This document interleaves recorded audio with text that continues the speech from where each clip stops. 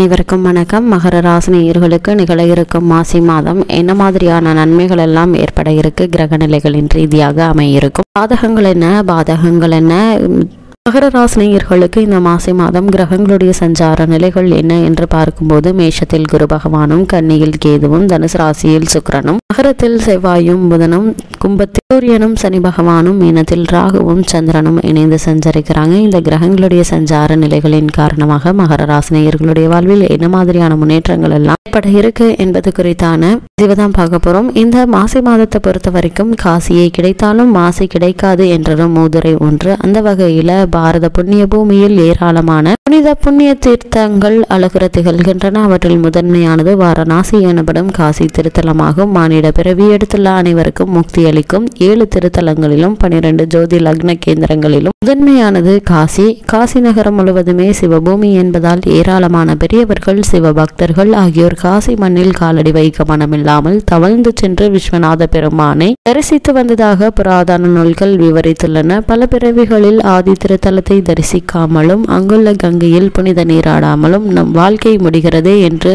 மரண தருணத்தில் வருந்தியபடி உயிர் பிரியும் ஜீவர்களுக்கு மட்டும்தான் மறுபிறவியில் காசி திருத்தலத்தில் கங்காஸ்தான பலனும் விஸ்வநாத பெருமான், அம்பிகை, அன்னபூரணி ஆகியோருடைய தரிசனமும் கிடைக்கும் என காசி புராணம் கூறுகிறது. இத்தகைய புனிதமும் பெருமையும் கொண்டு திகழும் காசி திருத்தல தரிசனமும் கங்காஸ்தானமும் கிடைத்தாலும் கூட மாசி மாதத்தில் வரும் மகா சிவராத்திரி அன்றுதான் விரதம் இருந்து பார்வதி பரமேஸ்வரனை பூஜிக்கும் பேறு கிட்டும். இதற்கு பல பிறவிகள் எடுத்து ஏராளமான புண்ணியத்தை சேர்த்து வைத்தால்தான் மாசி மாதத்தில் வரும் மகா சிவராத்திரி என்று பரமேஸ்வரனை பூஜிக்கும் பேரு கிடைக்கும் என புராதன நூல்கள் விவரித்துள்ளன. 12 ஆண்டுகளுக்கு ஒரு முறை நடைபெறும் கும்பமேளாவும் மாசி மாதம் மக நட்சத்திரத்தில் தாங்க கொண்டாடப்படுகிறது. இவ்வளவு மேன்மைகள் கொண்ட இந்த மாசி மகமான இந்த மாதத்தில் மகர ராசி நேயர்களுடைய குடும்ப சூழ்நிலை ரீதியாகவும் உத்தியோகம், தொழில், வியாபாரம், கலைத்துறை, அரசியல் துறை, மாணவ மாணவிகள், விவசாயத்துறையினர், பெண்மணிகள் என அனைவருக்குமே என்ன மாதிரியான நன்மைகள் எல்லாம் ஏற்பட இருக்கு என்பது குறித்தான முழுமையான பதிவு தான் இந்த வீடியோல நம்ம விரிவா பார்க்க போகிறோம்.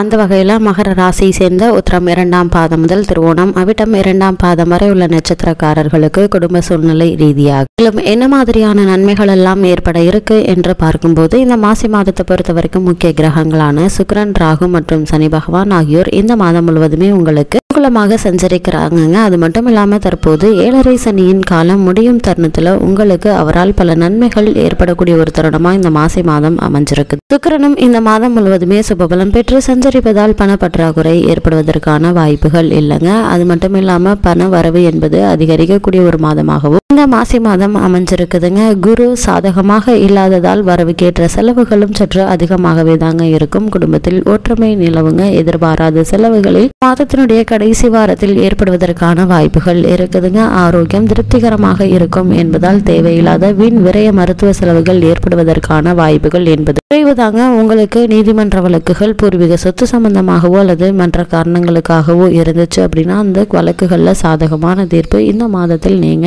எதிர்பார்க்கலாங்க. அதே மாதிரி திருமணம் சம்பந்தமான முயற்சிகள்ல ஏற்பட்டு வந்த தடங்கல்கள், தாமதங்கள், பண விரயங்கள், அலைச்சல்கள் நீங்கி ஒரு சிறு முயற்சியிலேயே நல்ல ஒரு வரன் அமைவதற்கான சாத்தியக்கூறுகள் அதிகம் இருக்குது. இந்த மாதத்தை பொறுத்த வரைக்கும் மகர ராசி நேயர்களுக்கு அலைச்சல் அதிகமாக தாங்க இருக்கும். இந்த மாதத்தினுடைய 2வது வாரத்தில் சிறு சிறு உடல் உபாதைகள் ஏற்பட்டு எளிய சிகிச்சையினால் குணம் கிடைக்குங்க. அதனால் இந்த மாதத்தை பொறுத்த வரைக்கும் மகர ராசி நேயர்கள் பெரிய அளவில் நீங்கள் கவலைப்படவோ இன்னல்களோ உங்களுக்கு ஏற்படுவதற்கான வாய்ப்புகள் என்பது சற்று குறைவுதான் என்பதை கிரகங்களுடைய சஞ்சார நிலைகள் தெளிவாகவும் உறுதியாகவும் எடுத்துக்காட்டுதுங்க. மகர ராசியை சேர்ந்த உத்தியோகஸ்தர்களுக்கு நிகழ இருக்கும் மாசி மாதம் என்ன மாதிரியான நன்மைகள் எல்லாம் உங்களுடைய வாழ்வில் ஏற்பட இருக்கு என்று பார்க்கும்போது ராகு மற்றும் சனி ஆகிய இருவரும் உங்களுக்கு ஆதரவாக சஞ்சரிப்பதால அலுவலக சூழ்நிலை மன நிறைவை அளிக்கும் விதமா அமைஞ்சிருக்குதுங்க.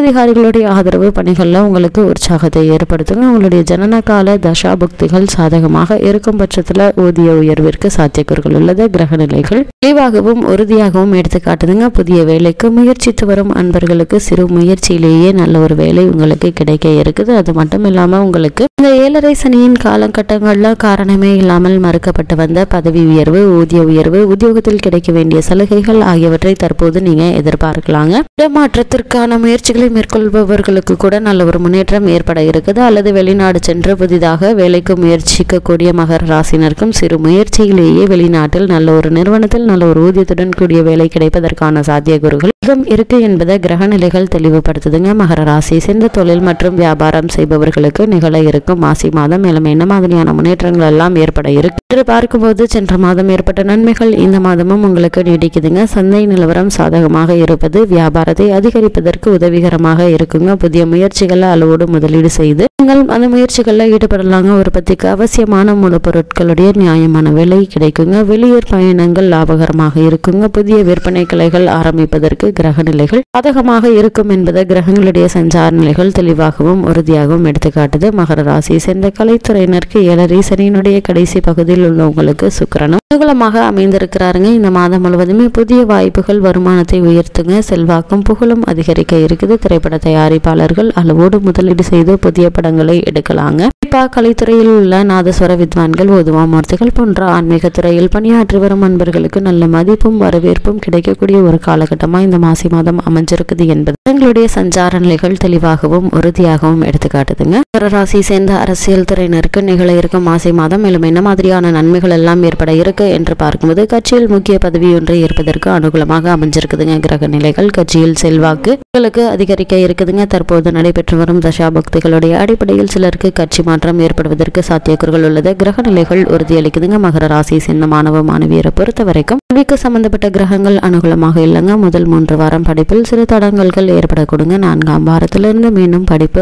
ஆர்வம் ஏற்படுங்க. தேவையற்ற கவலைகள், தகாத மாணவர்களுடைய சேர்க்கையை மட்டும் இந்த மாதத்தில் தவிர்த்து கொள்வது மிக மிக அவசியங்க. இன்றைய கல்விதான் நாளைய எதிர்காலம் என்பதை மனதில் நிறுத்தி உங்களுடைய கல்வியில் மட்டும் முழு கவனத்தை செலுத்துங்க.